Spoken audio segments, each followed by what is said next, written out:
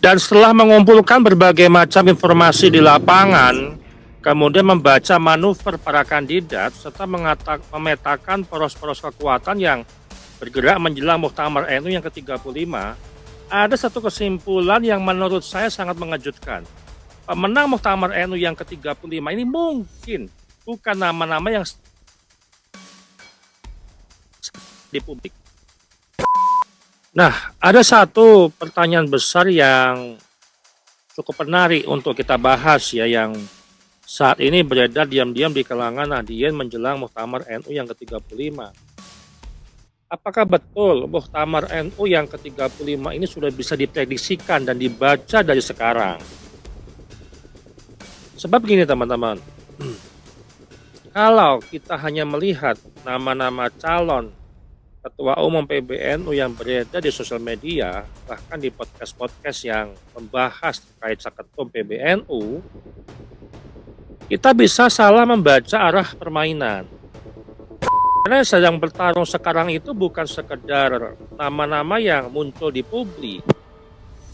Yang sedang bertarung itu adalah 3 poros yang memiliki visi yang berbeda tentang arah ataupun masa depan Nahdlatul Ulama. Di mana poros pertama yang ingin mempertahankan kepemimpinan hari ini, poros kedua yang menginginkan perubahan total terhadap wajah PBNU pasca berbagai macam polemik, konflik internal, kemudian isu caretaker hingga kritik dari akar rumput, termasuk yang pernah disampaikan oleh Caimin bahwa NU itu butuh perubahan besar. Dan yang paling menarik, saat ini saya membaca mulai muncul poros ketiga. Poros ketiga ini sebenarnya adalah poros yang tidak terlalu dekat dengan status quo, tapi juga tidak sepenuhnya berada dalam barisan oposisi. Dan apakah status poros ketiga ini akan menjadi penentu ataupun penengah di antara berbagai macam dinamika yang muncul nanti menjelang muktamar atau pada saat muktamar berlangsung? Kita akan simak analisisnya.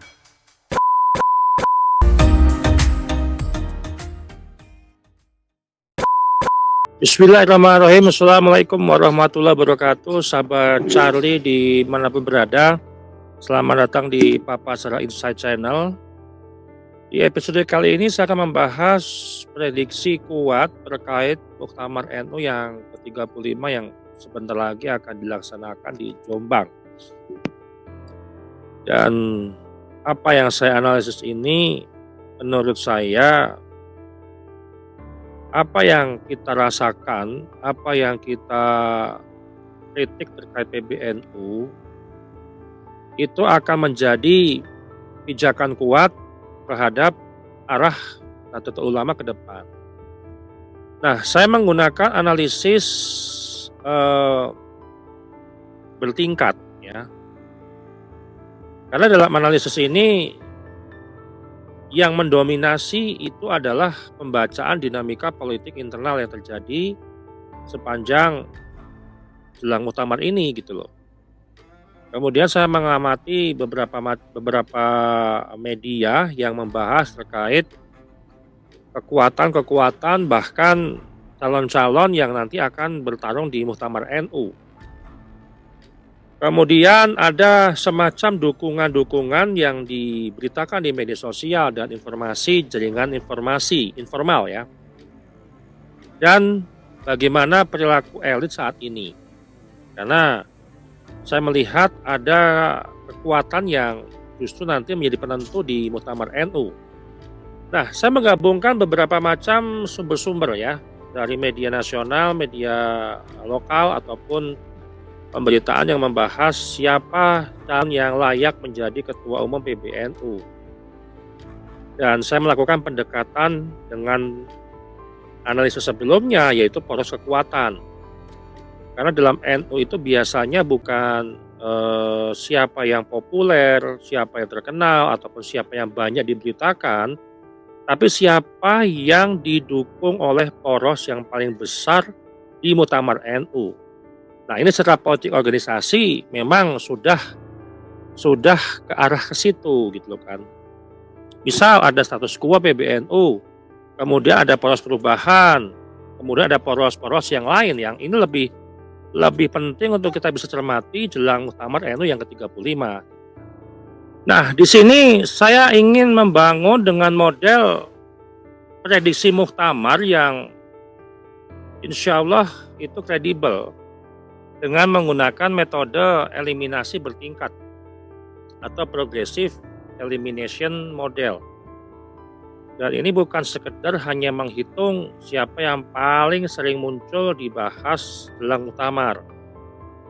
Karena begini teman-teman, yang perlu kita ketahui, selama sejarah NU, yang menang itu seringkali bukan yang paling ramai disebut dalam 1 bulan ini misalkan, ataupun 2 bulan jelang muktamar, tapi yang diterima banyak poros. Kemudian yang tidak terjadi penolakan keras oleh poros-poros lain. Mempunyai basis kuat di PCNU ataupun PWNU yang real di lapangan gitu kan. Dan memiliki legitimasi pesantren yang kuat serta mampu menjadi temu antara beberapa poros ketika nanti ada deadlock gitu kan. Nah, di sini saya akan membahas di tahap pertama. Itu saya akan memetakan dulu 10 nama besar yang muncul di berita-berita publik ya, baik di kanal-kanal NU di masing-masing wilayah ataupun podcast-podcast ataupun wawancara yang membahas tentang muktamar NU yang ke-35. Yang dari 10 nama itu akan saya bagi menjadi 3 kelompok ya, tiga bagian gitu ya. Kelompok pertama atau bagian pertama itu ada Gus Yahya, kemudian ada Gus Kikin, kemudian ada Gus Rozin, dan ada Gus Yusuf. Kemudian kelompok yang kedua itu ada Kiai Haji Zulfa Mustafa, ada Gus Salam, dan ada Kiai Haji Nasaruddin Umar, Menteri Agama kita. Kemudian yang ketiga itu kelompok Gudvan Arif, kemudian Profesor Muhammad Nuh, dan nama-nama lain yang sifatnya masih masih sporadis lah, ya belum terlihat muncul banget, tapi layak untuk diperhitungkan, gitu kan. Nah, setelah dikelompokkan nama-nama tadi menjadi 3 kelompok, itu saya lanjut ke dalam tahap yang kedua, yaitu eliminasi berdasarkan basis real. Data yang saya kumpulkan di publik dari kemarin sampelnya itu adalah 542 sampel yang saya kumpulkan dari 2 bulan yang lalu, gitu kan. Nah, di sini muncul nama Gudvan Arif, ya. Kelebihannya adalah PBNU beliau. Namun ada kekurangan, belum terlihat basis PCNU secara nasional. Dan ini probabilitasnya saya beri skor 3%. Kemudian ada namanya Profesor Muhammad Nuh. Kelebihannya ya justru beliau dikenal secara nasional, gitu kan. Namun ada kekurangan juga. Kekurangannya adalah basis struktural NU tidak terlalu kuat ketika menyebut nama Muhammad Nuh. Dan saya memberikan skor probabilitasnya adalah 4%. Kemudian Kiai Haji Nasaruddin Umar, Menteri Agama. Ya, kelebihan justru Menteri Agama gitu kan. Kemudian populer secara nasional. Namun ada kekurangannya. Nasaruddin Umar itu bukan kaderisasi struktural NU murni. Kemudian resistensi khitah ini yang cukup besar. Dan isu rangkap jabatan yang nanti akan dipermasalahkan ketika muktamar gitu kan. Dan saya memberikan probabilitasnya adalah 8%. Nah, 3 nama ini ya yang probabilitasnya di bawah 10%, menurut saya secara analisis bisa saya eliminasi dari kandidat utama.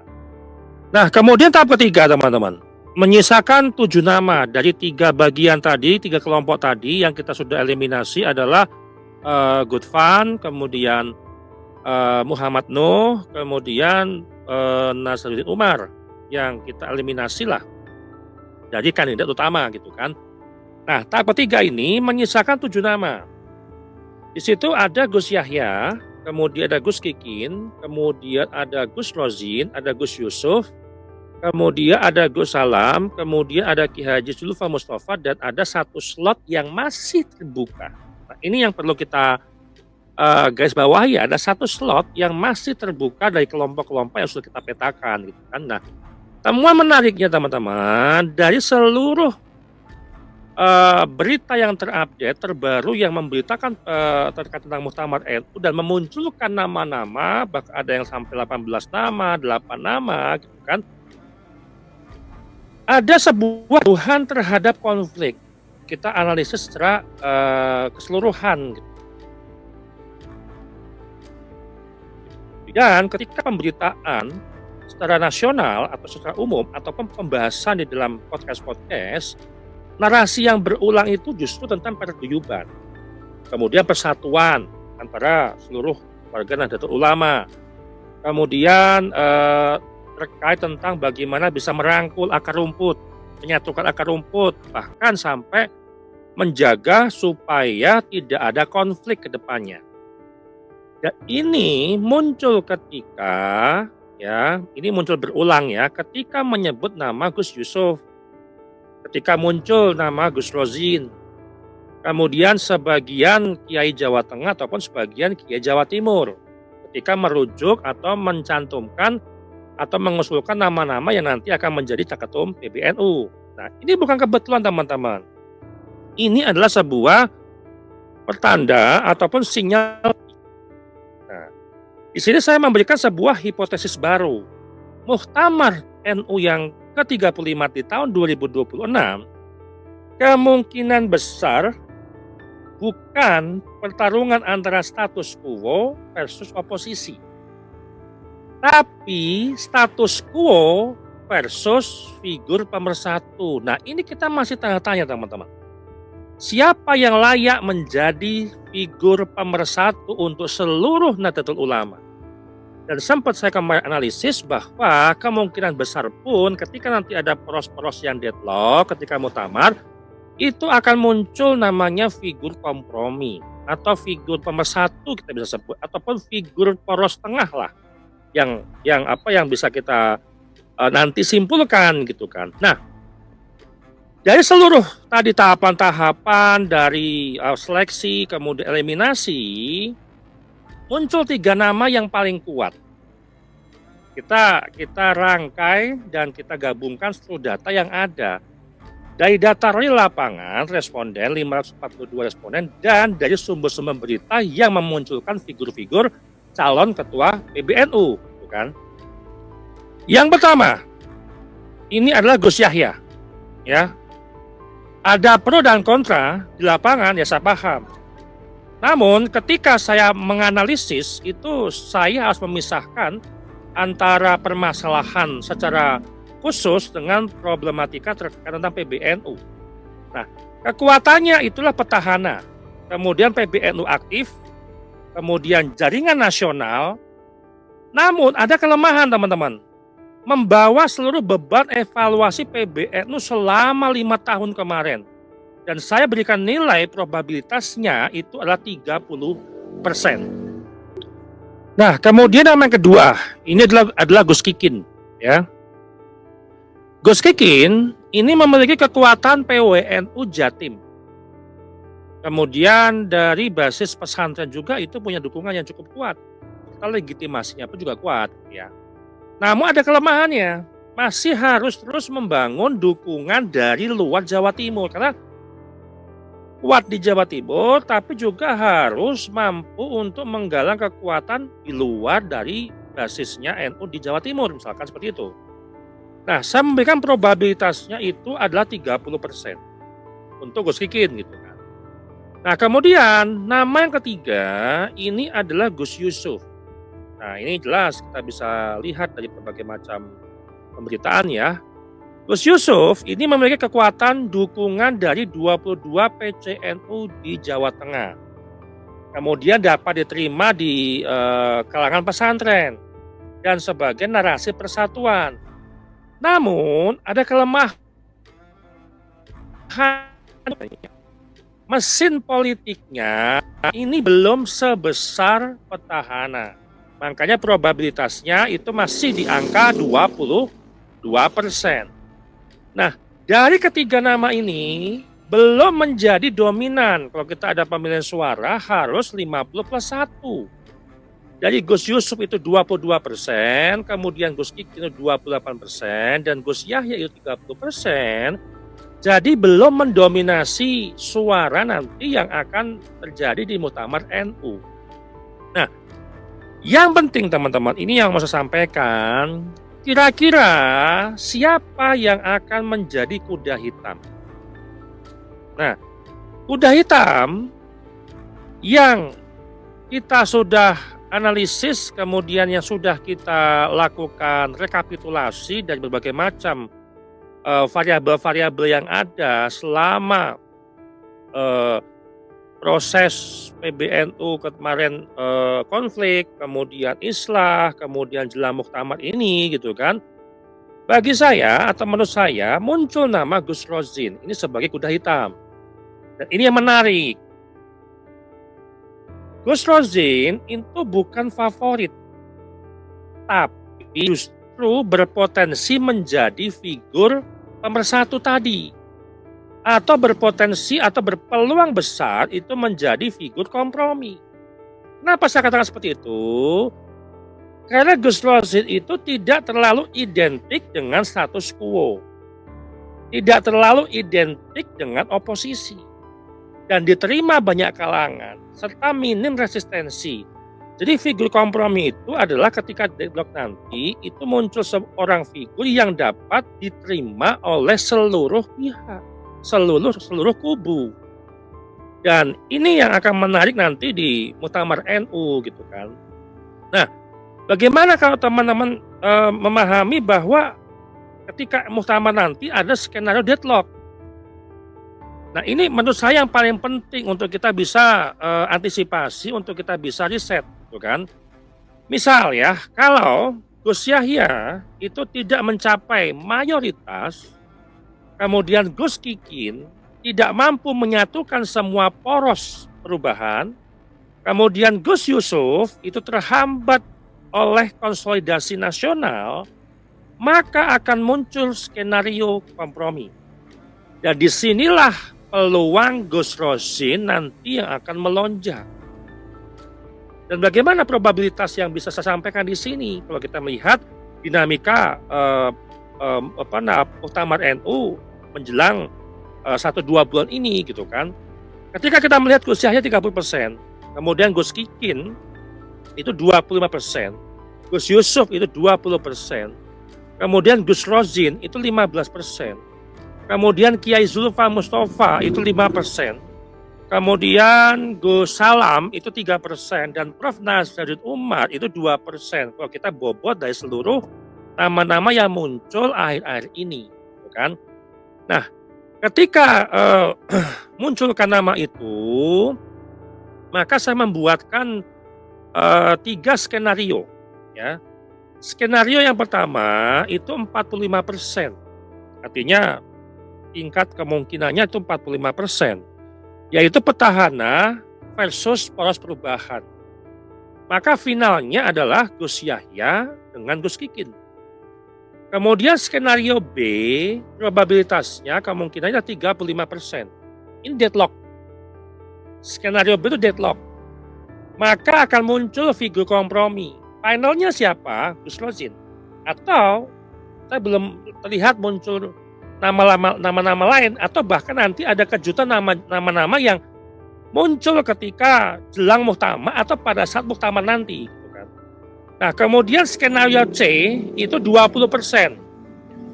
Ini konsolidasi se-Jawa Tengah dan pesantren berhasil, maka finalnya itu adalah Gus Yusuf gitu kan. Nah, kesimpulan yang bisa saya sampaikan teman-teman, kita bukan bicara nanti siapa yang menang, tapi Muktamar NU yang ke-35 tahun 2026 ini sedang bergerak dari pertarungan tokoh menuju pertarungan model kepemimpinan. Baik status quo, perubahan, atau figur kompromi. Gitu kan? Action. Dan jika seluruh variabel-variabel yang sudah pernah saya riset sebelumnya dan hari ini saya sampaikan dan saya kumpulkan sejak awal tahun kemarin pasca Islah Lirboyo, maka Gus Rozzin ini kalau kita baca saat ini lebih tepat dibaca sebagai variabel poros tengah dan figur Tommy, atau bisa disebut dengan figur pemersatu seluruh warga Nahdien, pemersatu yang bisa diterima oleh seluruh pihak, bukan sekedar hanya kandidat saja. Nah, justru ketika konflik antar kubu semakin keras, peluang figur kompromi ini biasanya itu akan meningkat. Dan itu yang membuat nama Gus Rozzin layak untuk diperhitungkan, layak untuk dimasukkan sebagai variabel baru dalam prediksi hasil Muktamar NU yang ke-35. Sekian dari saya. Terima kasih. Wassalamualaikum warahmatullahi wabarakatuh.